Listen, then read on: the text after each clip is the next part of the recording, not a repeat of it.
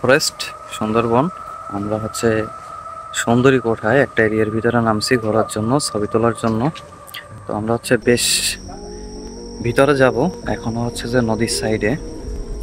তো আমাদের এখানে হচ্ছে যে কনসার্নি এজেন্ট প্লাস আমরা যে সার্ভেয়র আমরা আছি, একসাথে আসছি। তো আমাদের কিন্তু কাজ চলে, আমরা কিন্তু বেশ 6 থেকে 7 জন আসছি। তো এখানে সবচেয়ে বেশি দেখার জিনিস হচ্ছে যে গোল গাছ।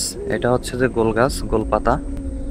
আর গোলপাতাতে হচ্ছে ফল আসতেছে নতুন করে, এখন হচ্ছে যে ফলের সিজন।